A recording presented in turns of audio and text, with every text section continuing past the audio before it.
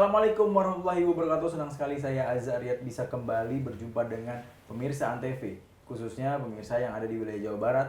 Dan tentunya di program kesayangan kita yaitu Bincang Tokoh, di mana program ini menyajikan para tokoh yang punya cerita yang bisa menjadi inspirasi dan juga motivasi dalam hidup kita. Dan hari ini kita sudah kedatangan seorang narasumber, yaitu beliau ialah seorang pengusaha sukses asal Jawa Barat, yaitu Kang Aman Suparman.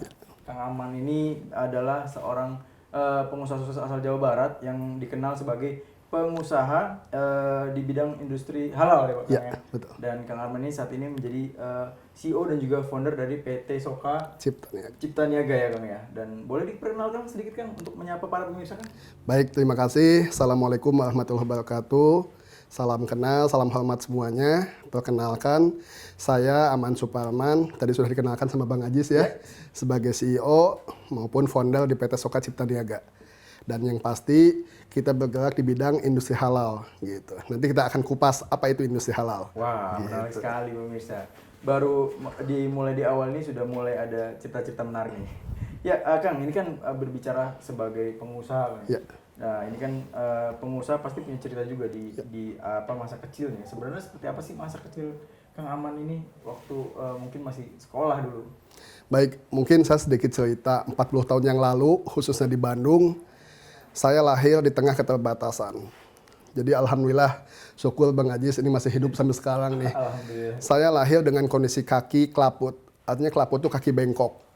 Artinya alhamdulillah di masa kecil yang penuh keterbatasan, saya bisa menjalani hidup dan alhamdulillah bisa memulai usaha dari kecil. Meskipun ya mohon maaf ini kalau namanya pengusaha, anak kecil suka nakal nih, banyak nakal-nakalnya nih Bang Ajis gitu. Betul ya?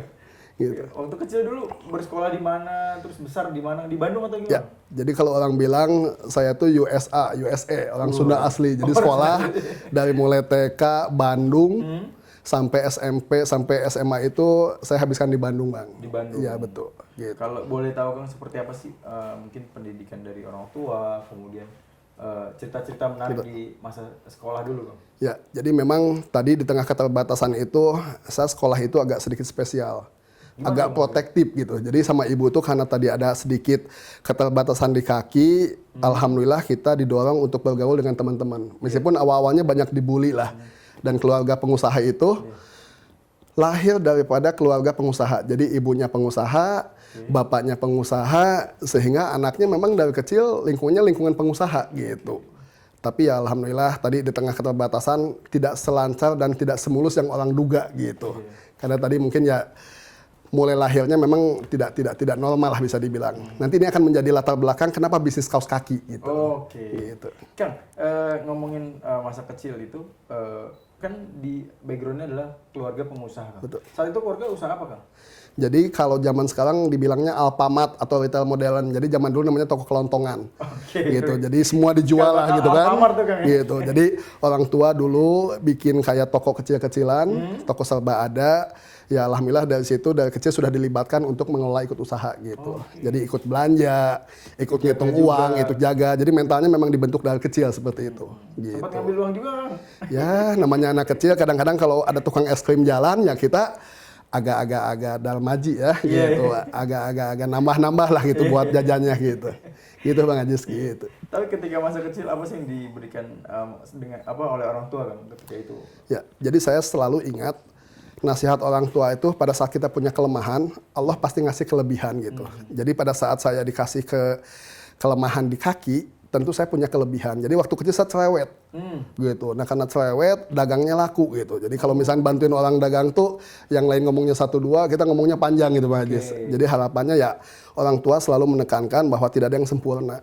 Semua terbaik dari Allah gitu. Pada saat saya ada keterbatasan di kaki, tentu ada kelebihan yang Allah berikan gitu. Itu sih kurang lebih kilasan masa kecilnya Bang Ajis gitu. Akhirnya ke jenjang SMP dan SMA seperti apa? Betul. Nah, jadi ada satu momen atau kejadian titik balik saya waktu kecil karena saya protektif. Kebetulan orang tua meninggal di usia SMP. Nah, jadi kebayang anak kecil SMP ditinggal sama orang tua. Nah, di situ goyang lah namanya. Anak kecil ditinggal orang tua, dari situ titik baliknya mengenal namanya dunia kenakalan remaja. Jadi frustasi Bang. Yang asalnya anak baik, orang tua meninggal, masuk STM, wah mengenal lah yang namanya dunia STM. STM. Dunia tawuran, dunia berantem gitu. Itu karena keterbatasan ya orang tua meninggal sehingga di sekolah itu jadi pelampiasan lah istilahnya gitu.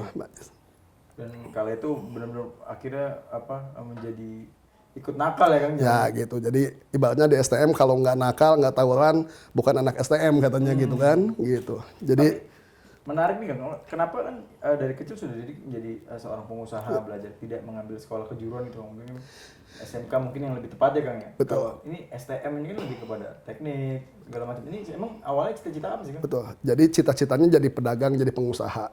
Dulu ngebayangin kalau anak SMA itu dunia indahnya para pemuda. Ketemu perempuan, main, asik-asikan.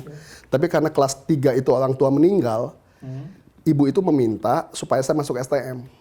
Jadi terpaksa lah ceritanya. Karena sayang orang tua, Cepet kerja gitu ya? kalau tidak punya uang untuk kuliah lagi, harapan orang tua bisa kerja. Oke. Gitu. Tapi ya karena tidak suka, karena sukanya dagang, ekonomi, ya sekolahnya asal-asalan sih gitu. Ya banyak berantemnya lah Bang Ajis gitu. Tapi kan saat SMA tuh masih menjalankan usaha juga nggak? Atau udah mulai merintis usaha apa gitu waktu Ya. SMA? Jadi kelas 1, kelas 2 pada saat usia 17, saya lihat orang tua saya itu membiayai anak-anaknya yang 3 itu dengan sangat susah payah. Betul. Sehingga saya punya niat waktu itu usia 18 tahun, 17 mau 18, saya tidak mau minta uang ke orang tua lagi.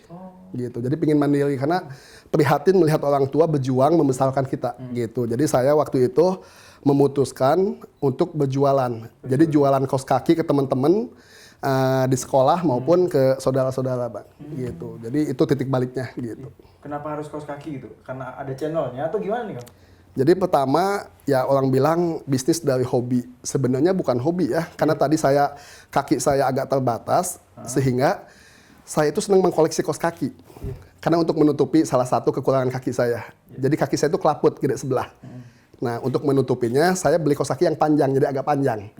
Gitu. Nah, di situ saya pikir motifnya bagus-bagus, anak-anak juga butuh. Kenapa kita nggak coba bisnis kaos kaki? Nah, saya belanja kaos kaki, di samping untuk dipakai, saya jual ke teman-teman. Dan alhamdulillah hasilnya ya bisa membantu orang tua lah waktu itu. Gitu. Sangat menarik sekali pemirsa ceritanya dan mulai berbisnis saat SMA ini dan ini untuk membiayai sekolah. Ini sangat menarik sekali pemirsa. Tapi nanti kita akan kembali berbincang namun setelah yang satu ini karena masih banyak pertanyaan yang ingin saya tanyakan. Jangan kemana-mana, tetap di Bincang Toko. Ya pemirsa, kembali lagi bersama saya Aziz Aryat di Bincang Toko dan masih bersama narasumber kita yaitu Kang Aman. Nah ini seorang pengusaha yang bergerak di industri halal. Nah, ini sangat menarik. Nah, nanti akan kita kulik. Tapi tadi kita sudah banyak bertanya mengenai sosok Kang Aman ini sejak kecil seperti apa sampai akhirnya mulai belajar usaha sejak mulai STM ya Kang. Dan tadi Kang sudah bercerita STM sudah mulai mengembangkan usahanya, mulai jualan dari teman ke teman. Nah terus seperti apa perkembangan waktu itu Kang ketika STM? Ya baik, jadi begitu lulus STM karena mimpinya pingin kuliah, ikutlah namanya UMPTN. Oke. Jadi ujian masuk perguruan tinggi negeri. Dan karena basicnya STM, tidak diterima. Waktu itu pengen masuk UNPAD dan ITB. Nah, IPC namanya dulu kan, gitu. Nah, tapi begitu nggak lulus, saya pikir saya nyoba lagi tahun depan. Saya ikut lagi pelatihan, semacam kayak bimbel lah ya. Gitu tapi setahun itu saya jualan. Jadi jualan di kampus, dan saya jualan di kaki lima. Jadi di Bandung itu ada namanya Pasar Minggu Gasibu. Oh, gitu. Jadi itu legend pasar. Jadi setiap minggu itu penuh orang Bandung di sana. Saya jualan kaos kaki dan alhamdulillah di situ berkembang. Nah, tahun depannya saya masuk kuliah dan alhamdulillah juga tidak keterima juga. Gitu. Alhamdulillah ya nggak terima gitu. Ya, kenapa alhamdulillah? Karena Allah punya rencana yang baik di belakang yang menurut kita tidak baik gitu. Jadi dengan tidak diterimanya di kampus, saya kuliah di kelas karyawan. Kenapa kelas karyawan? Biar siangnya bisa cari uang, bisa gitu. berdagang, ya? Betul. Jadi saya kuliahnya biaya sendiri, Bang Ajis. Jadi siangnya jualan di kampus-kampus segala macam, malamnya baru kuliah ngambil ekonomi, gitu. Itu nggak gengsi tuh Kang, maksudnya? Awal-awal kan biasanya kan dulu, malu juga kita dagang gitu. Ada cerita yang lucu gitu. Saya pikir kalau jadi pengusaha itu gaya ya, pakai dasi, pakai mercy. Ternyata pada saat jualan kaki lima, ketemu teman kuliah malu lah Bang. Nah. Gitu. Jadi pada saat saya jualan itu pura-pura kita cari makan dulu. awalnya. Nah itu pembentukan mental pengusaha itu memang harus dari bawah. Iya. Jadi nggak bisa kita langsung pengusaha, langsung besar, tentu beda ya prosesnya dengan yang memulai dari nol. Jadi harapan saya, pada saat kita memulai dari kecil, tentu struggle kita lebih bagus gitu. Berbeda mungkin kalau kita langsung besar gitu. Nah harapan saya, ini bisa menginspirasi bahwa bisnis tidak harus selalu besar. Bisa dimulai dari hal kecil, dan dengan keterbatasan, tentu ada hal yang bisa kita explore gitu. Jadi daya juangnya lebih tinggi lah. Betul. Jadi modal waktu kecil, bahwa saya itu cerewet, ternyata cocok sebagai pedagang. Dan alhamdulillah di situ saya kuliah, beres, di tengah kuliah saya nikah dulu Bang. Nikah usia 20 tahun. Wah, Jadi kebayang, muda banget ya. waduh. Jadi dulu Karena ceritanya, punya uang juga tuh. ya karena punya uang dan mungkin udah nggak ngebet, pingin cepet nikah lah intinya kan. iya. Di situ kuliah S1 sambil usaha. Nah selesai S1 dapat ilmu ekonomi. Bikinlah CP Al Amin di situ 2004. Oke, mulai di Gitu, ada pembukuan, ada akunting. Nah selasa nih atmosfer sebagai pengusahanya ada. ada ya. Gitu. Nah di situ Itu 2007 masih kaos kaki tuh masih. masih kaos kaki. Gitu. Tapi kita udah fokus mulai ke produksi home industry. Oh, kan sebelum melebar ke situ kan, sebenarnya saya tadi pengen bertanya kan, awal mula bisnis kaos kaki berapa sih modalnya kan, dan keuntungannya berapa pertama kali dapat kan? Nah, selama ini asumsi orang kalau bisnis harus pakai modal. Nah itulah. Nah, modal memang identik dengan uang, tapi bagi saya uang bukan segalanya. Oke. Nah, kepercayaan adalah modal. Jadi ceritanya saya itu mulai jualan itu ambilin dulu. Kalau bahasa sekarang mah apa? Dropshipper. Kalau dulu konsinyasi lah gitu Iya, kan. iya. Jadi ambil dulu, jualin, udah laku, baru disetorin. Kita ambil marginnya. Betul. Nah, alhamdulillah dikumpul. Pada saat bikin CP Al Amin itu ada 60 juta. 60 juta, bikin konveksi kaos kaki, merintis dari kecil. Nah, alhamdulillah berkembang. 2007 saya pikir butuh ilmu lagi, dan saya alhamdulillah kuliah lagi S2 di Universitas Widya Tama. Lulus 2009, jaringan makin luas, ya alhamdulillah di situ bikin PT. Nah gitu, jadi PT itu dari mulai omset 1M, 10M, terus berkembang gitu. Saya pikir butuh ilmu lagi nih. 2011 bikinlah PT Soka Cipta Niaga. Oke. Gitu. Nah karena seneng bola, dipilihlah tanggal yang baik, tanggal 11 bulan 11 2011. Kenapa itu kan? Nah filosofi saya, nama saya Aman Suparman. Bukan Superman Bang, gitu. Jadi saya pikir kita harus bikin super team. Iya. Nah ajaklah teman-teman gitu untuk membuat usaha PT. Iya. Kebetulan saya aktif di HIPMI, di Kadin, kenal dengan pengusaha-pengusaha yang lebih besar. Dan terinspirasi lah dengan tokoh-tokoh nasional gitu kan. Gitu. Sampai alhamdulillah, singkat cerita, 2015 saya back to kampus, saya ambil S3. Oke. Gitu. Asalnya di Unpad Siting, tapi diberesin di Malaysia di Kuala Lumpur. di Asia luar University, betul. Gitu. Jadi itu semua murni biaya sendiri gitu Pak. Semua ya, berarti Gitu. dari mulai sekolah SMP tadi. Nah, betul. SMP biaya sendiri, akhirnya SMA juga, Betul. dan sampai ke kuliah juga Ya. akhirnya biaya sendiri. Betul. Jadi saya rasa kita harus membedakan antara bisnis dengan pendidikan. Banyak orang membedakan bahwa, oh kalau sukses pendidikan tidak usah bisnis. Iya. Atau kalau berbisnis tidak sukses di pendidikan. Saya tidak suka dengan dikotomi seperti itu. Iya. Artinya, pengusaha-pengusaha Indonesia yang mulai dari kecil, khususnya UMKM saya, pendidikan bisa merubah segalanya. Jadi ini bisa jadi pembeda. Pada saat saya misalkan sekolah S1, mungkin ilmunya terbatas. Iya. Pada saat S2, ini ilmunya berkembang. Dan alhamdulillah hikmahnya, karena kuliahnya di Malaysia, di situ industri halal berkembang. Nah, mungkin tadi disinggung pengusaha di bidang industri halal. Nanti akan kita jelaskan ya, Siap. tapi di segmen selanjutnya. Gitu. Kang. Jadi pemirsa, kita akan berlanjut ke segmen berikutnya. Nanti kita akan berbincang mengenai kenapa sih industrinya halal gitu yang dipilih, dan kenapa tetap ada di kaos kaki gitu. Ya, Jadi jangan kemana-mana, tetap di Bincang Toko. Ya, terima kasih masih setia bersama saya Aziz Aryat di program Bincang Tokoh, dan masih bersama Kang Aman. Nih Kang Aman seorang pengusaha di bidang industri halal. Nah, ini menarik nih. Kita udah mau mulai mengulik mengenai industri halal. Tapi sebelumnya Kang mungkin bisa bercerita lagi Kang mengenai usaha tadi kaos kaki itu seperti apa sih Kang? Karena kan seorang pengusaha sukses itu nggak begitunya langsung sukses seperti itu. Mungkin ada tantangan, akhirnya ada mungkin pernah jatuh juga. Bisa diceritakan seperti apa? baik, terima kasih Bang Aziz. Jadi memang kalau bicara sukses, paling enak diceritakan. Betul. Kenapa? Yang nggak enak tuh yang nggak diceritakan. Artinya bisnis itu tidak selalu mulus. Mulus. Ada tantangan-tantangannya. Dari mulai kita ditipu sama pelanggan, Pernah juga Bang, ya? dicuri sama karyawan kita gitu. Tapi artinya kan itu pembelajaran buat kita sebagai pengusaha dan perusahaan untuk membangun sistem lebih baik. Gitu. Jadi contoh misalkan kita ada kecolongan, kita bikin sistem yang lebih bagus. Ada CCTV, ada ERP, dan lain-lain gitu. Jadi saya ingin cerita bahwa pada saat orang lain melihat sosok pengusaha sukses yang berhasil, ada cerita-cerita di belakangnya itu. Dari kita mulai dari nol, jualan kaki lima, termasuk tantangan di usaha sendiri gitu. Jadi pada saat saya memulai usaha Soka itu, ternyata ya tidak semulus yang diduga. Gitu. Biasa bekerja sendiri, tiba-tiba bikin PT, ya disitulah berkumpul konflik kepentingan gitu. Ada penipuan, ada pro, dan itu hal yang biasa dalam bisnis. Termasuk ya kita salah ambil keputusan sehingga mengalami kerugian yang cukup besar. Nah itu mungkin yang kadang-kadang jarang diceritakan atau diketahui sama umum, bahwa pengusaha itu dilihat enaknya saja. Gitu. Ternyata sama. Jadi katanya gini, kalau belum rugi kena tipu itu belum jadi pengusaha katanya gitu. Jadi ada semacam kayak apa ya, kredo bahwa pengusaha itu harus gagal dulu.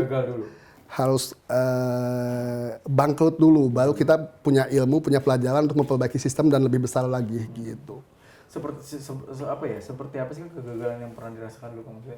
Contoh, tahun berapa itu, Bang? saya memulai dulu booming online. Nah, pada saat dikirim ternyata uangnya nggak masuk. Gitu, dicek alamatnya tidak ada. Gitu. Atau misalkan kita ekspor, kita alhamdulillah ada ekspor ke Malaysia. Di ekspor kita gagal karena tidak sesuai spek, waktu telat dan lain-lain. Dan itu membuat kita belajar untuk meningkatkan usaha lebih bagus lagi. Seberapa besar kerugian dulu? Saya pernah mengalami usaha itu rugi sampai 1 miliar lebih. Dan itu pukulan telak bagi saya gitu. Karena kan mungkin kalau yang mulainya besar, 1 miliar mungkin angka yang kecil. Betul. Tapi bagi pengusaha yang mulai dari kecil, menengah, wah 1 miliar itu angka yang sangat luar biasa gitu. Nah, itu gimana kondisinya? Ya sempat down. Ya ibaratnya kita ngumpulin uang kos kaki, mungkin bukan jualan produk mobil yang mahal ya ratusan juta. Harga kos kaki 10.000, 20.000 kita kumpulin, tiba-tiba kena tipu atau rugi 1 miliar kan itu lumayan gitu. Akhirnya yang memotivasi untuk Akang bangkit lagi, kayaknya gue harus meneruskan lagi nih, harus tetap semangat. Apa nih, Kang? Prinsipnya sih bisnis harus jalan. Karena bagi saya bisnis atau pengusaha itu sebuah pilihan. Nah, karena pilihan, apapun konsekuensinya harus dijalanin. Beda dengan orang kalau bilang bisnis terpaksa atau bisnis sampingan. Mungkin pada saat ada gangguan seperti itu, skip. Kembali bekerja atau meninggalkan bisnis. Tapi karena kita mulai bisnis itu dari kecil dan bisnis itu pilihan, tidak ada yang memaksa. Mau sepi, mau rame, kita harus maju dan harus fight gitu. Karena di belakang kita banyak karyawan yang harus tetap dibiayain gitu. Sempat gagal di kaos kaki ini, rugi besar bahkan 1 miliar. Mungkin kalau saya udah nggak kuat tuh, kenapa nggak coba untuk ada pikiran nggak berubah ke bidang lain misalkan, atau pengusaha misalnya di bidang lain tuh? Ya ada, karena basically memang saya sedikit belajar tentang ilmu manajemen. Artinya ada tahapan-tahapan kapan kita harus diversifikasi, kapan kita harus fokus. Nah saya memutuskan sebelum di level tertentu saya fokus di kaos kaki. Nah berarti pada saat usahanya sudah membesar, uangnya sudah ada, marketnya sudah ada, kita melakukan diversifikasi usaha. Seperti sekarang mungkin alhamdulillah kalau bicara Soka ada mungkin travel, ada fashion, ada sepatu, ada sandal gitu. Ya alhamdulillah seiring waktu kita kembangin di industri halal gitu, Bang. Gitu. Nanti kita gali apa itu halal gitu, Bang. Mungkin gitu. boleh kan langsung kan dijelaskan? Oh, boleh. Kan saya juga mendengar Soka ini sebagai apa ya, kaos kaki halal. Maksudnya apa kaos kaki halal? Karena menurut saya kaos kaki ya biasa aja gitu, seperti itu gitu. Apa jadi halal gitu? Jadi selama ini persepsi atau paradigma orang tentang halal tuh masih bicara di food and beverage atau makanan dan minuman. Nah, bicara fashion halal di Indonesia tuh masih aneh. Nah, kebetulan tadi latar belakang saya ambil S3-nya di Malaysia. Di Malaysia itu industri halalnya udah jauh berkembang. Di situ ada logistik halal, ada maskapai halal. Artinya bicara halal bukan sekedar makanan minuman. Dan momentumnya 2014 itu Indonesia ada namanya Undang-Undang JPH, Jaminan Produk Halal. Nah ini mungkin titik awal kita harus memasuki industri halal. Nah saya sedikit ceritakan sejarahnya kenapa kaos kaki halal. Waktu saya ke Cina, kebetulan ke pabrik mesin, dan alhamdulillah salah satu pendiri kita tuh orang kimia. Nah begitu lihat di Malaysia bahwa banyak produk halal selain makanan, kita datang ke MUI untuk memeriksakan kenapa halal. Gitu. Jadi ada penyebab halal itu 3. Satu dari bahan bakunya. Bahan baku itu kita dari benang, ada chemical, jadi ada pewarnanya, ada pelembutnya. Nah itu yang membuat titik kritis halal gitu. Jadi kalau bahasa sederhananya mungkin ada minyak babi, ada minyak sapi gitu. Nah ini mungkin pilihan. Pilihan. Nah kenapa orang nggak tahu? Karena nggak semua masuk di industri gitu. Nah yang kedua ada salah satu komponen di dalam mesin, sikat itu terbuat dari bulu babi. Nah informasi itu dari mana? Pada saat kunjungan saya ke Taiwan, ke pabrik Dakong. Nah kenapa? Karena dia yang menceritakan gitu dan itu pilihan dan kita ganti dengan bulu kuda. Nah yang terakhir, yang ketiga mungkin SJH, sistem jaminan halal, jadi lingkungan. Jadi di lingkungan pabrik kita itu nggak boleh ada yang sifatnya najis atau haram gitu, sehingga memungkinkan ke kaos kakinya jadi tidak halal gitu. Itu sih kurang lebih alasan kenapa kaos kaki Soka halal gitu. Oke, menarik sekali pemirsa ya. Kang, bicara untuk pengemasan segala macam ya, kaos kaki ini bisa dibilang banyak lah orang ya bisa mencari lah kaos kaki dan dengan harga yang murah. Yang membedakan sendiri apa sih selain halal kan? Ya, jadi memang kaos kaki Soka itu karena basisnya nilai tambah, added value, bahwa Soka itu produk kaos kaki yang inovatif. Mungkin mengenal istilah kaos kaki wudu. Ini bingung juga nih. Itu gimana tuh? Orang masa kaos kaki wudu pakai kaos kaki. Nah, jadi kaos kaki wudu itu salah satu jawaban atas keluhan konsumen. Gitu. Jadi waktu itu konsumen pergi umroh atau haji kesulitan untuk berwudu. Karena wudunya nggak santai lah kalau lagi ibadah itu. Nah, muncullah inovasi. Jadi kaos kaki yang bisa dilipat ke atas pada saat wudu. Dulu namanya kaos kaki praktis, cuma nggak menjual, gitu. Tapi begitu orang kaos kaki wudu, nah ini engagementnya tinggi, gitu. Jadi, karena menarik ya wudu. Nah, kenapa kaos kaki wudu? Betul. Jadi ini salah satu inovasi kita, kaos kaki wudu. Bahkan saya bikin kebetulan karena ada pemilik Soka itu orang kimia, kita bikin kaos kaki anti bau. Waduh. Kaos kaki antibakteri itu kan sudah biasa. Nah, tapi kaos kaki ber AC sematem. Jadi kalau lagi dingin, hangat. Kalau lagi misalkan musim panas dingin, itu teknologi chemical ada gitu. Kita namanya Smartem Teknologi, jadi kerjasama dengan perusahaan dari Swiss, HQ. Jadi kita mengadopsi teknologi-teknologi yang terbaru, sehingga kaos kaki Soka itu berbeda dengan kaos kaki lainnya. Jadi ada keunikannya, ada nilai tambahnya gitu. Ya, semakin menarik perbincangan kita. Tadi sudah dijelaskan juga kenapa kaos kaki Soka menjadi kaos kaki yang halal. Dan seperti apa tadi cerita mengenai perjuangan Kang Aman, dan nanti kita akan lebih dalam lagi menanyakan mengenai bisnis dari Kang Aman sendiri. Jadi jangan kemana-mana, tetap di Bincang Tokoh.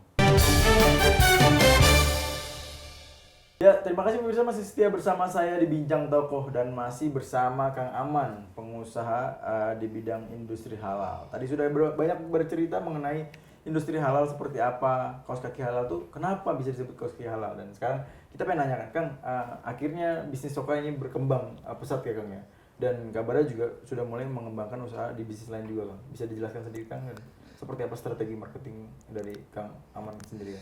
Baik, jadi sebagai seorang pengusaha kita harus melihat namanya tren atau momentum. Nah, beberapa tahun ke belakang industri halal itu lagi booming. Mulai booming. Nah, jadi dalam rangka menciptakan ekosistem dibuatlah namanya APPHI, Asosiasi Produsen Produk Halal Indonesia. Jadi di Indonesia itu semenjak ada Undang-Undang JPH, pemerintah membuat namanya KNEKS. Jadi KNEKS itu Komite Nasional Ekonomi dan Keuangan Syariah yang dipimpin langsung sama Pak Jokowi. Dan ketua hariannya Pak Ma'ruf Amin dan tim menterinya. Artinya concern pemerintah ke depan itu kita membicarakan tentang industri halal. Dengan visinya ingin menjadi Indonesia sebagai produsen terbesar produk halal di dunia. Wah, ini luar biasa, artinya pemerintah itu sudah mulai aware bahwa industri halal yang dulu masih pro kontra, masih bicara masalah eksklusif ya, bicara agama, kita sekarang melihat industri halal itu sebagai sebuah peluang bisnis.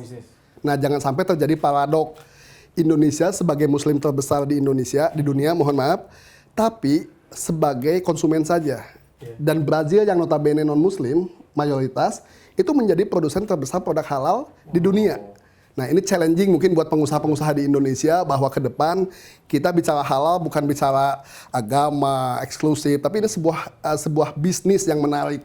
Bayangkan ada 142 miliar US dollar.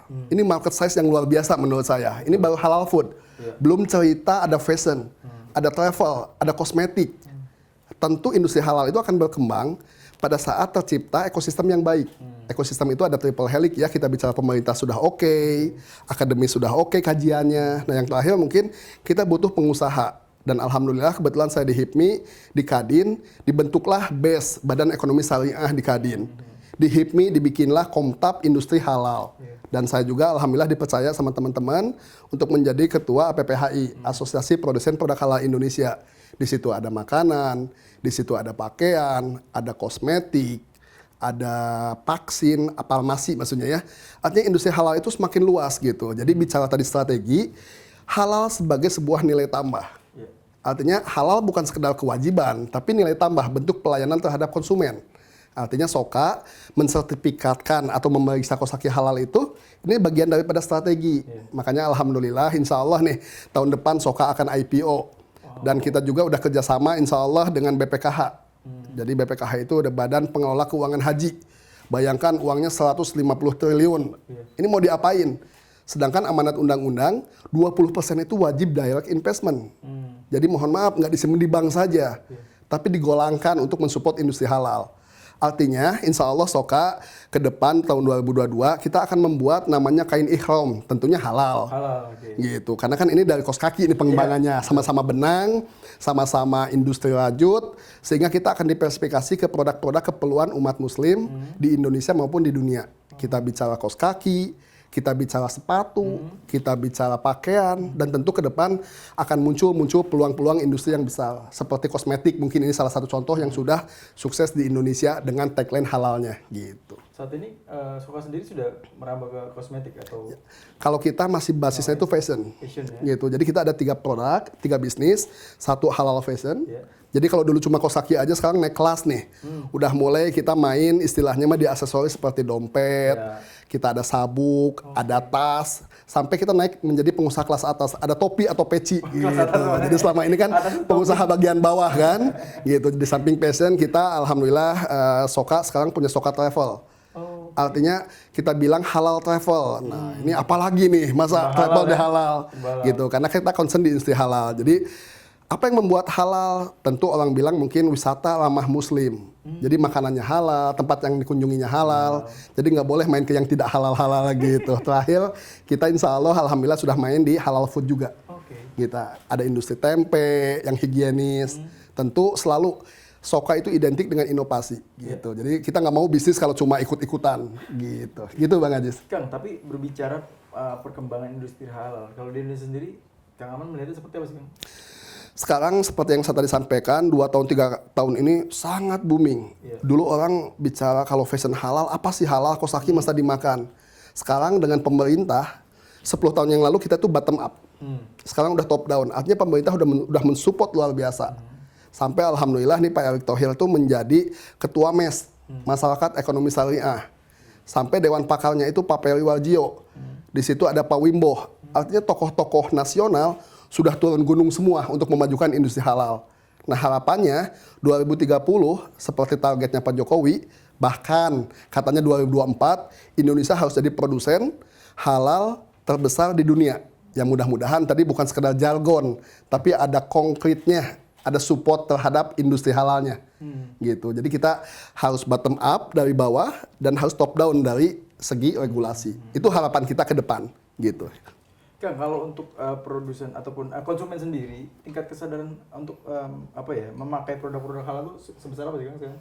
Ya, jadi kalau saya cerita ini mohon maaf, alhamdulillah saya Muslim. Kalau bicara kesadaran tentu butuh edukasi. Betul. Ini perintahnya sebenarnya kalau di Indonesia mungkin baru kurang lebih 7 tahun. Ada undang-undang JPH, kemarin ada undang-undang Cipta Kerja disempurnakan. Tapi sebenarnya perintah untuk mengkonsumsi produk halal itu udah 14 abad yang lalu. Sudah lama ya. Gitu. Artinya ini Al-Quran yang bilang ini harus inklusif. Ya ayuhan nasu, ini wahai untuk manusia bukan untuk muslim saja. Kulu, ini makanlah. Mima fil ad, artinya yang baik-baik dari bumi halalan toibah. Artinya yang halal dan baik. Ini sudah dideklarkan 14 abad yang lalu. Nah, artinya pada saat kita masih mempermasalahkan halal haram, kita bicara sebuah peluang bisnis yang diserukan 14 abad yang lalu. Gitu. Dan insya Allah kalau misalkan agama, Quran menyatakan harus makan yang halal dan baik, tentu ini yang terbaik buat manusia. Gitu. Itu sih keyakinan saya sebagai pengusaha muslim. Insya Allah gitu. Wah, semakin menarik pemirsa. Tadi juga banyak cerita yang sudah kita dapat dan nantinya di segmen selanjutnya kita juga akan masih ingin menimba ataupun menggali informasi dan juga ilmu dari Kang Aman sendiri. Jadi jangan kemana-mana, tetap di Bincang Tokoh. Ya pemirsa, masih kembali bersama saya Aiza Aryat di Bincang Tokoh dan juga dengan narasumber kita Kang Aman. Kang, kita berada di akhir segmen, tapi sebelumnya saya masih ada beberapa pertanyaan yang mungkin bisa dijelaskan juga Kang. Kang, ini kan Kang Aman juga aktif di organisasi Kang ya. Sebenarnya yang menjadi pertanyaan saya selalu ketika berbicara dengan pengusaha adalah apa sih pentingnya organisasi dengan bisnis itu Kang? Baik, jadi ada filosofi ataupun nasihat orang tua dulu katanya banyak teman banyak rezeki. Oke. Nah, jadi bukan banyak anak banyak rezeki saja nih. Jadi Banyak banyak teman teman juga banyak rezeki, rezeki. ya, Artinya modal utama Soka sampai berkembang sampai saat ini tuh sebenarnya networking. Jadi ceritanya ada teman TK, SD, SMP, SMA, S1, S2 termasuk yang jarang diketahui mungkin saya masuk organisasi. Iya. Masuk HIPMI, masuk Kadin, masuk MES, di APPHI. Tentu itu membuat network kita semakin luas. Betul. Kita bergaul dengan pengusaha yang sudah besar, dengan yang lebih mapan, sehingga kita terinspirasi untuk besar. Seperti tokoh-tokoh Jawa Barat, tokoh-tokoh nasional yang mendorong Soka untuk terus maju ke depannya. Gitu. Kang, puncak sebagai pengusaha adalah membangun sebuah TBK Kang ya? Nah ini kenapa Kang Aman masih ada keinginan selanjutnya apa Kang? Jadi mimpi saya, mimpi perusahaan itu pingin jadi pengusaha nasional. Artinya perusahaan yang levelnya nasional bahkan internasional. Alhamdulillah Soka sudah bisa ekspor ke beberapa negara. Kita juga sudah hadir di Aceh sampai Papua. Cuma ada sesuatu yang masih kurang. Kenapa? Soka dimulai dari usaha kecil. Naik kelas jadi menengah, jadi besar. Nah, parameter sukses perusahaan itu kalau sudah TBK menjadi perusahaan publik. Betul. Artinya penerapan GCG, Good Corporate Governance. Artinya insya Allah tahun 2022 Soka akan IPO dan akan dimiliki publik. Jadi ibaratnya keuntungan Soka, perkembangan Soka di industri halal itu akan ikut dinikmati publik. Gitu. Jadi itu konsep prinsip-prinsip keterbukaan di perusahaan TBK. Gitu. Jadi insya Allah itu yang selalu kita mimpi, dipisikan dan disampaikan ke stakeholder kita bahwa Soka harus menjadi perusahaan publik dengan skala ekonomi yang jauh lebih besar dibanding kita memulai. Jadi lebih besar, selalu lebih baik, dan insya Allah kita stabil dan istiqomah di sana. Gitu. Jika saya melihat tadi perbincangan kita dari awal ini, Kang Aman ini salah satu pengusaha yang juga mementingkan pendidikan, Kang. Sebenarnya seberapa penting? Karena kan banyak nih ya pengusaha-pengusaha yang apa ya, mereka justru tidak terlalu mementingkan pendidikan. Kalau bisa dijelaskan mungkin Kang? Ya baik, tadi diceritakan, kebayang anak yatim ditinggal orang tua, masuk STM karena kepaksa. Titik baliknya kita kuliah. Meskipun tidak semulus teman-teman ya, artinya S1 kelas karyawan, S2 juga kita nggak semulus yang orang duga, artinya yang lain beres 2 tahun, kita 3 tahun lah, karena kesibukan dan lain-lain. Dan alhamdulillah kita juga bisa, saya bisa kuliah di Malaysia, S3, artinya poinnya bahwa pendidikan itu penting. Usaha itu penting. Jadi nggak boleh ada dikotomi antara usaha dengan pendidikan. Jadi kalau usahanya sukses, pendidikan boleh sukses.